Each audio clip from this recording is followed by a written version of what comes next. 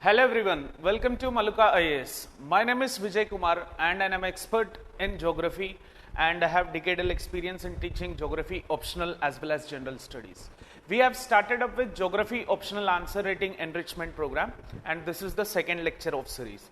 As we have promised, we will be coming up with one question daily and we will make you understand how to write that particular answer and what are the most important aspects which has to be included.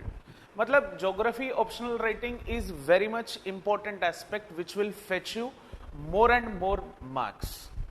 If you see like already in the first lecture I have discussed मैं 330 mark कैसे लाना है 500 में से, उसमें क्या क्या involvement रहनी चाहिए एंड वो जो जोग्राफी टर्मिनोलॉजीज है वो जोग्राफी टर्मिनोलॉजीज को कैसे इस्तेमाल किया जाता है, उसमें स्कीमेटिक्स केस स्टडीज कैसा डाला जाता है, diagrammatical representations, maps, flow charts, contemporary issue से कैसा मिलाना है, जो आंसर्स हम लिखेंगे उसका स्ट्रक्चर को कैसे कंटेम्प्रेरी केस स्टडी से लिखना है, ये हम देखेंगे. एज अ प्रॉमिस्ड मैं जो बोला था, right away starting from the basic questions we will move on to advanced.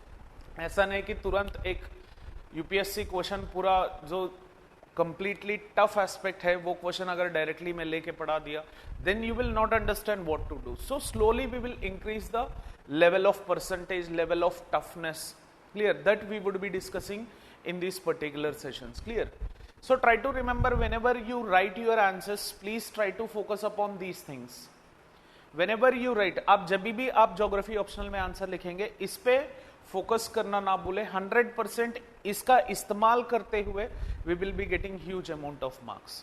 Now let's start up with our question. So आज का जो क्वेश्चन है, clear, discuss the impact of climate change on agricultural productivity. आज ये question है. तो मैं कल जो पुराना लेक्चर में जो बोला था, ज्योग्राफिकल टर्मिनोलॉजीज को आइडेंटिफाई करना बहुत इंपॉर्टेंट है. सो उसमें कीवर्ड्स जो भी हैं वो कीवर्ड से ही हम जो इंट्रोडक्शन होता है वो इंट्रोडक्शन को लिखेंगे. तो इसमें अगर आप देखें, clear, climate change would be one particular keyword in this particular question and agriculture productivity would be one such kind of key question. So यहाँ पे दो कीवर्ड हैं, एक एग्रीकल्चरल प्रोडक्टिविटी, एक क्लाइमेट चेंज. जब भी आप इंट्रोडक्शन लिखने वाले हो, क्योंकि this is the basic aspect through which we can write the introduction, because answer जो भी हम स्ट्रक्चर करेंगे, इंट्रोडक्शन देंगे, उसका बॉडी कंटेंट लिखेंगे, उसके बाद कंक्लूड करेंगे, ठीक है. So in this particular aspect introduction किससे स्टार्ट करना है, this is the most important aspect, because with beautiful introduction answer जो भी है उसको और बेहतर बना सकते हैं. This is what generally happens in the UPSC. Clear, जब भी आप ऑप्शनल का आंसर लिखेंगे उसको अगर अच्छे से इंट्रोडक्शन दे दिए then 100% you will be scoring better in this particular regard. Clear? So इसके लिए आप क्या लिखेंगे introduction? Like anything you can write. Either you can start your answer by giving an introduction with climate change, or you can start your answer by introducing itself to agricultural productivity. Like agricultural productivity is the amount of output. Clear, it is the ratio between the input and output which generally happens in the agriculture. So उसका जो ratio आएगा वो agricultural productivity होगा. तो इससे बेहतर आप जब क्लाइमेट चेंज के ऊपर, because as climate change is a contemporary aspect, इसके ऊपर जब आप लिखेंगे then 100% chances are there that you can score more and more. Clear? So now the thinking point is climate change. यही एक कीवर्ड है जिसपे we are going to start our introduction. चाहे आप भले कुछ भी लिख लें. Clear? Hope everyone know like what is global warming, which is a contemporary issue which is happening now. Clear? Global warming is happening because of increasing greenhouse effect. ये इससे शुरुआत कर सकते हैं. नहीं तो ओजोन डिप्लीशन के बारे में बात करते हुए आप क्लाइमेट चेंज को इंट्रोड्यूस कर सकते हैं, क्योंकि global warming and climate change ये एक जनरलाइज्ड ऐसा टॉपिक है. इसमें ज्यादा इंसर्ट करने का और ज्यादा ज्ञान लेने का जरूरत नहीं है. This is a generalized topic. So generalized topic को ही आप स्पेशलाइज्ड तरीके में जब लिखेंगे then that answer becomes very much wonderful for you. So in this particular regard जब भी आप लिखेंगे क्लाइमेट चेंज के ऊपर सोच लीजिए. इधर आप क्योटो प्रोटोकॉल के ऊपर, या पेरिस क्लाइमेट समिट के ऊपर, नहीं तो क्लाइमेटिक कॉप्स के ऊपर, जब इंटरनेशनल यूनियन, नहीं तो UNFCCC के ऊपर, ये तो जनरल स्टडीज में लिखेंगे। बट और बेहतर आंसर इसमें लिखने के लिए what is the best introduction you can get related with the question मैं बता रहा हूं। ऐसा नहीं कि क्लाइमेट चेंज के बारे में यही इंट्रोडक्शन सही है, बट मैं यहां पे 2 कीवर्ड्स का इस्तेमाल कर रहा हूं एंड वो 2 कीवर्ड से मैं जो आंसर यहां पे जो बता रहा हूं that would be the most perfect eligible answer for you. If you see, you can write a very simple introduction. Introduction can be in this particular way, like जो क्लाइमेट चेंज है that has wide spread impact on various aspects of agriculture, like crops पे असर पड़ेगा, agriculture and allied sector जो भी है, live stock पे भी असर पड़ेगा एंड फिशरीज पे भी असर पड़ेगा। वहां पे एग्रीकल्चर प्रोडक्टिविटी ही पूछा है, but agriculture and allied sectors के बारे में हम लिख सकते हैं इस आंसर में। बहुत सारे लोग वही एग्रीकल्चर क्रॉप्स पे डिपेंड करते हुए पूरा आंसर को सिर्फ crops would be damaged, soil fertility would be lost, floods and droughts के बारे में लिखते जाएंगे। But you can also include livestock and fisheries into that aspect. Clear? So along with that, it affects all the 3 aspects of food security. यहां पे मैं एक नया वर्ड लेके आया हूं, फूड सिक्योरिटी। फूड सिक्योरिटी का जो एस्पेक्ट है, this is the most important concern for any nation. So availability of food security, access to the food security, and along with absorption of food security would also be playing a crucial role over here. Please do remember this point. Whenever we write, we have to diversify our answer. हमारा answer जो भी है उसको जितना डाइवर्सिफाइली लिख सकते हैं उतना डाइवर्सिफाइली लिखना है। मैं ये नहीं बोल रहा हूं कि ये जो मैं इंट्रोडक्शन दिया हूं इसको छाप के आप सीधा सीधा यही लिखे। You can write some other aspect, but मैं ये जो बात बोल रहा हूं, you have to make your introduction very crystal clear that you have to introduce what is the effect and what are the sectors which are affecting. So this particular points whenever you calculate, आप यहाँ पे crops के बारे में बात कर रहे हैं, लाइवस्टॉक एंड फिशरीज के बारे में भी बात कर रहे हैं, इसका मतलब एग्रीकल्चर एंड एलाइड सेक्टर्स के बारे में बात कर रहे हैं, ठीक है। अलॉन्ग विद आप फूड सिक्योरिटी बोल के एक नया कीवर्ड लेके आए यहाँ पे, तो this particular introduction will give an impression to the examiner. Clear? So ऐसा कुछ इंट्रोडक्शन आप इस आंसर के लिए लिख सकते हैं। इससे अलावा पहले हम इंपैक्ट ऑन क्रॉप्स देखते हैं, ठीक है। So changes in temperature obviously will circumstance the thing. Clear? So atmospheric carbon dioxide जो भी है इसको जब increase करेंगे, like when as of now carbon dioxide levels are increasing and the frequency and intensity of extreme weather conditions. So because of this increasing gases within the atmosphere, extreme weather conditions have huge impact on crop yields. ठीक है, ये main body of the answer है। Introduction लिख लिए, फिर हम impact on crops लिखेंगे। Flood and excess rain over a short duration of time causes extensive damage to the crops.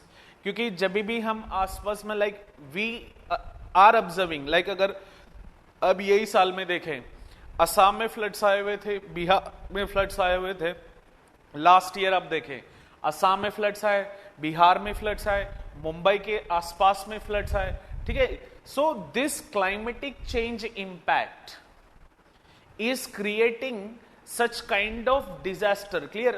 हमें like climate change जो भी है, this climate change is resulting into increasing disasters.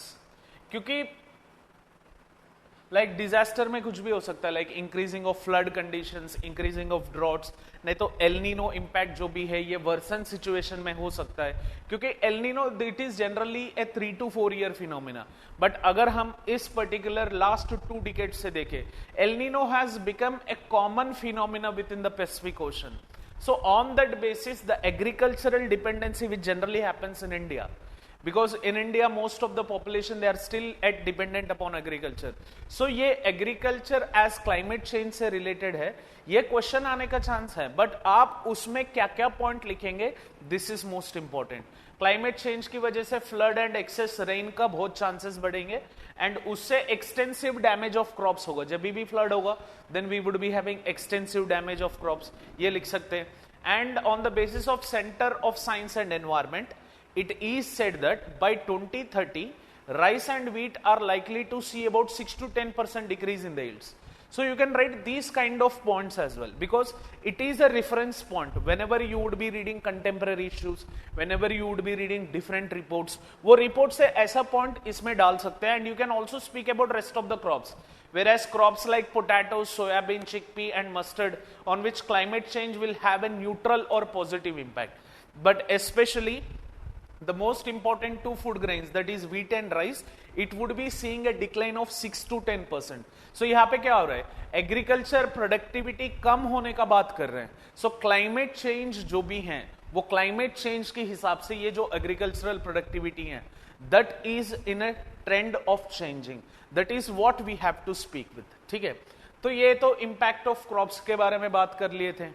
इससे अलावा अगर आप देखें, clear, whenever we would be having drought like conditions, ये जो भी लैंड्स है like which would be evergreen in nature, जो क्रॉप्स अच्छे तरीके से in those regions where we would be having good water efficiency. Now we because of this climate change what happens is we would be having barren lands which would be created.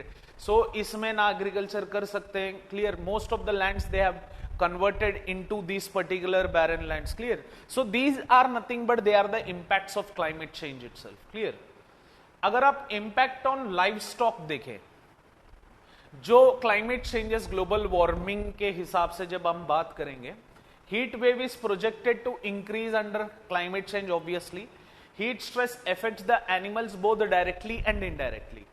Over time heat stress can increase vulnerability to disease and reduce fertility rates and reduce the milk production as well. Clear, as everyone know, India is one of the leading producers of dairy products. Are you getting this point? So in this particular aspect, whenever we would be seeing the reduced milk production and reduced consumption may even hurt the dependency, because most of Indians they are dependent upon these particular dairy products. So जब milk production कम होगा, the intaking of dairy products would also be reduced. So directly and indirectly it hits livestock and in fact it hits human beings. Clear? So during this drought like situations, whenever climate changes would be very much extreme, drought like conditions आएंगे, they may threaten pasture and feed supplies to this livestock, because as I have shown you in the last picture, on one side we have the greenery and on the other side we have barren land. And when these pastures on which generally livestock depend, when they would be reduced because of drought conditions which are rectified by these particular climate changes, hence वहां पे इसका threat भी होगा. And climate change में also increase the prevalence of parasites and diseases that would be affecting this particular livestock. Clear? So ऐसे diversified points आपको लिखना होगा. जब इतने सारे कीवर्ड्स दिखे आपका आंसर में, देन 100% एग्जामिनर आपको जो 5 मार्क दे रहे थे out of 10 marks, he will 100% increase that to 7 or 7.5 marks. Clear? So this is what generally happens. Apart from that, impact on fisheries के बारे में हम बात किए थे, like higher emission of carbon dioxide into the atmosphere is leading to increase in ocean acidification. Clear? Ocean acidification जो है वो की टर्म है. क्लाइमेट चेंज की वजह से, because of increasing carbon dioxide, we are having acid rains and ocean acidification is happening, which affects the calcification process. Like calcification process would also involve coral polyps, coral reefing जो generally होगा, उस process पे effect पड़ेगा.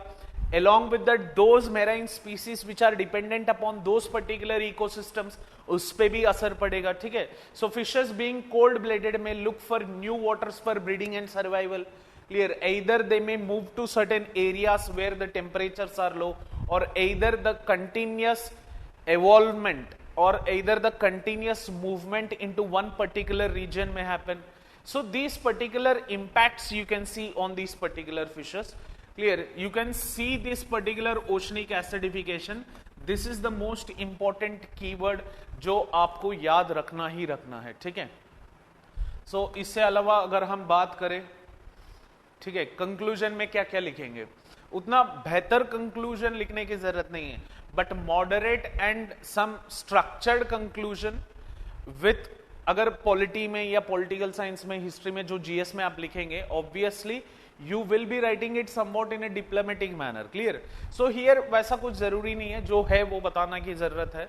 Conclusion में क्या लिखेंगे? Impacts of global food supply concerns mostly the poor and densely populated countries, क्योंकि जब एग्रीकल्चरल प्रोडक्टिविटी कम होगा देन फूड सप्लाई कम होगा, जो poor countries and developing countries है उस पे ज्यादा असर पड़ेगा। And India like country, it will, as many people are dependent upon agriculture, इस पे असर पड़ेंगे।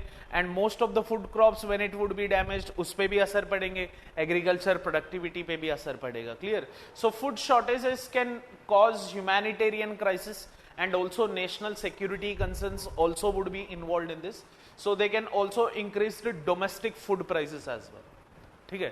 so ऐसा कुछ अच्छा conclusion लिखने से examiner would be impressed and 70 to 80% marks you will be getting for that particular question. You may value add these particular aspects, clear. so this is what the discussion on question is, clear. so like हमारा जो goal है, जहां पे हम reach होना है, near, like we have to reach this final destination, right, उसके लिए हर एक दिन एक एक ड्रॉप डालना बहुत जरूरी है, ठीक है। सो यहां तक रीच होने में every day you have to add up value, add yourself, otherwise आप जो ड्रीम कर रहे हो उस ड्रीम को आप in between you can leave it off, clear. But we will be 100% helping you. Maluka IAS would be 100% helping you in geography optional, history optional, sociology, general studies, current affairs, सारे जितने भी हैं Maluka IAS Institute would be helping you. For that you have to just subscribe to our channel and also please do share these videos as much as you can, so that you will be getting the benefit and your friends would also be getting the benefit. And the statement for the day which you have to remember finally, some goals are so worthy, it's even glory to fail. It is said by one of captain in our Indian Defence Services, Manoj Kumar Pandey. Clear, this was the statement which I have given. UPSC is also one such kind where generally it is also glory if you fail in this examination. It doesn't mean that you have completely failed in your life, clear. So it may take bit amount of time. Stay with us, connect with us every day we would be coming up live for you. You will be 100% getting the benefits from these lectures, clear. Hence, thank you for watching this lesson. We will be continuing with the series. Please do subscribe, like and share the channel. Thank you. Jai Hind.